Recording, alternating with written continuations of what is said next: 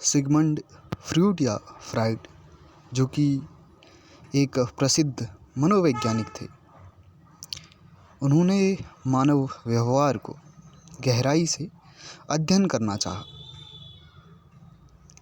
विशेषकर अचेतन मन की अवधारणा को जितना भी स्पष्ट है, स्पष्ट रूप में प्रसिद्ध उन्होंने ही किया।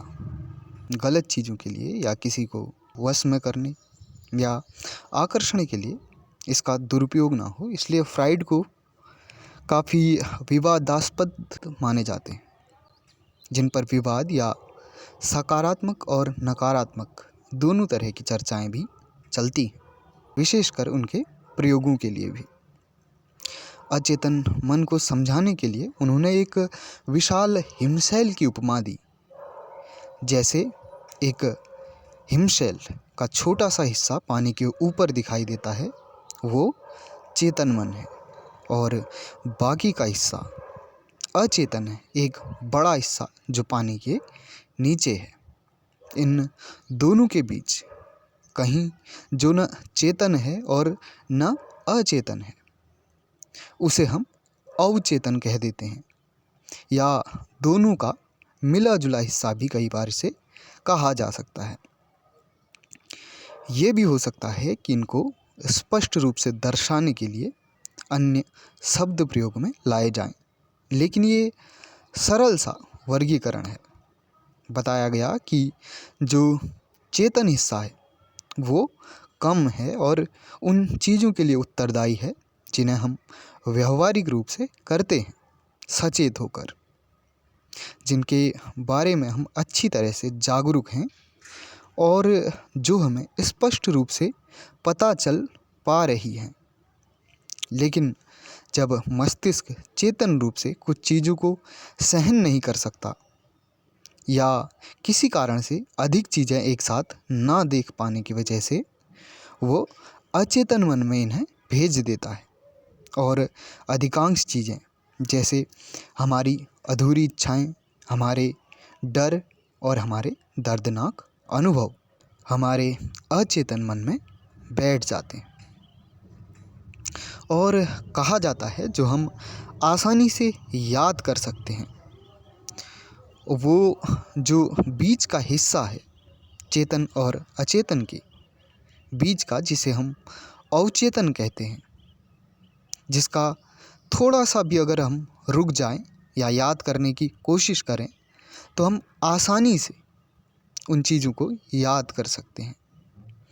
तो ये हिस्सा होता है हमारा अवचेतन मन, और इन्हीं पे आधारित फ्रॉइड ने एक प्रसिद्ध व्यक्तित्व का वर्गीकरण किया जो कि 3 हिस्सों में था, और तीनों हिस्सों के नाम हैं इद, अहम और परा अहम। पहला हिस्सा है इद। इद वो हिस्सा है जो क्षणिक सुख देखता है, क्षणिक आराम खोजता है, जैसे बस अपनी ज़रूरतें पूरी करना है, चाहे वो कैसे भी मिले। उसे अच्छे या बुरे का कोई भी ज्ञान नहीं होता, उचित या अनुचित का, और किसी भी तरह से तात्कालिक उसे सुख चाहिए। कितना ही अच्छा हो तरीका या बुरा हो, उसको उसमें भेद नहीं मालूम पड़ता है। वो कैसे भी करके अपनी आवश्यकताएं पूर्ण करना चाहता है, तात्कालिक सुख देखता है बिना अधिक सोचे समझे। तो जो ये व्यक्तित्व है उसे इद कहा, और जो इसके विपरीत है उसे परा अहम कहते हैं। परा अहम वो हिस्सा है जो, या उस तरह का व्यक्तित्व है जो पूर्ण नैतिकता जैसे मूल्यों से भरा है, जो सबको देखता है और अहित हो सकने वाली चीज़ों के प्रति जगाता है कि इसमें दूसरे का या आपका अहित है, या ये तरीका अनुचित है या गलत है। हमेशा नैतिकता जैसे मानवीय मूल्यों को संजो के रखता है, और अगर अहित है तो आपको रोकता है। और इन्हीं के बीच जो दूसरा है अहम, वो संतुलन बनाता है इन दोनों के बीच, जो सुख और नैतिकता दोनों को एक साथ ध्यान में रखता है, उसे अहम कहा गया। अहम इन दोनों को ध्यान में रखकर निष्कर्ष निकालता है कि अब क्या करना चाहिए, और ये मिलकर ही एक व्यक्तित्व बनाते हैं। इद, अहम और परा अहम। अगर जानवरों को देखा जाए तो वो एक प्रकार से इद में जीते हैं। उन्हें सिर्फ अभी के बारे में अधिकांशतः सोचना होता है, या जो तात्कालिक सुख ढूंढते हैं। और अगर इसी प्रकार से व्यक्ति के पास सिर्फ इद वाला व्यक्तित्व है, या इद वाला व्यक्तित्व किसी व्यक्ति में हावी है, तो वो जानवरों की तरह रहने लगेगा। उसे अच्छे बुरे और मानव के ऊंचे नैतिक मूल्यों का ज्ञान नहीं होगा, और इस तरह से वो एक जानवर की तरह बन जाएगा।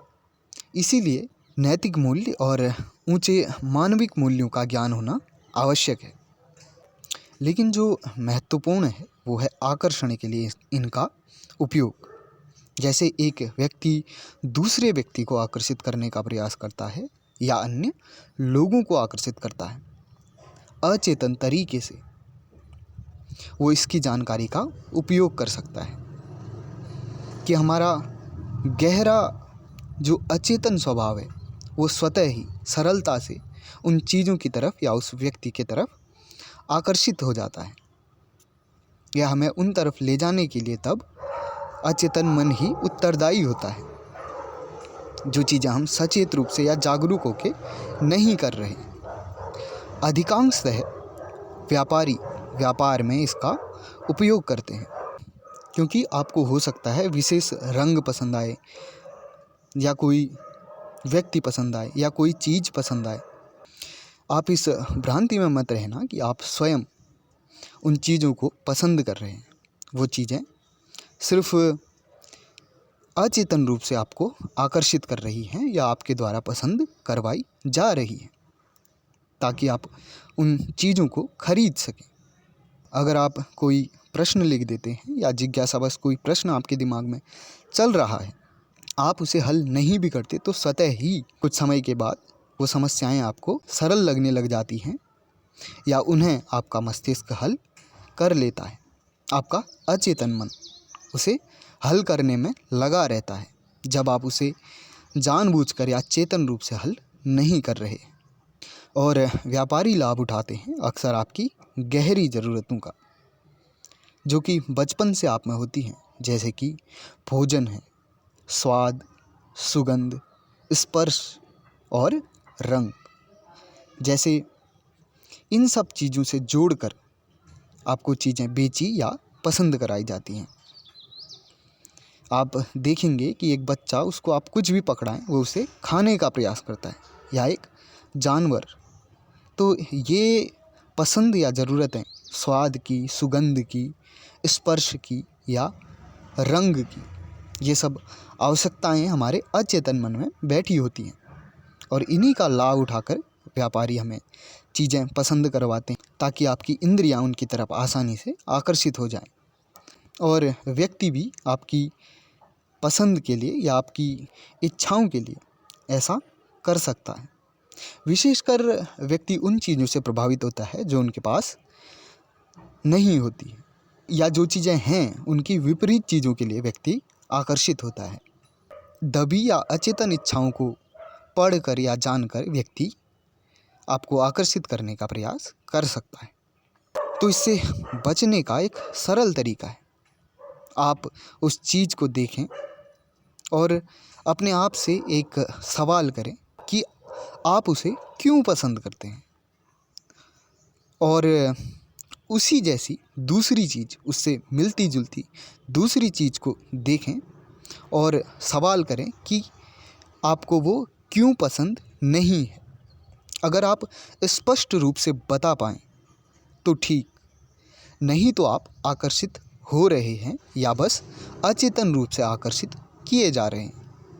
बाकी अचेतन मन को पढ़ने के लिए फ्राइड ने जो चीज़ें प्रयोग में लाई वो हैं सम्मोहन, निद्रा, जिन पर फ्राइड ने काफ़ी प्रयोग किए, और इस तरह के प्रयोग अक्सर तंत्र में आते हैं, जिन्हें जितने सकारात्मक ढंग से देखा जाता है उतने ही नकारात्मक ढंग से भी।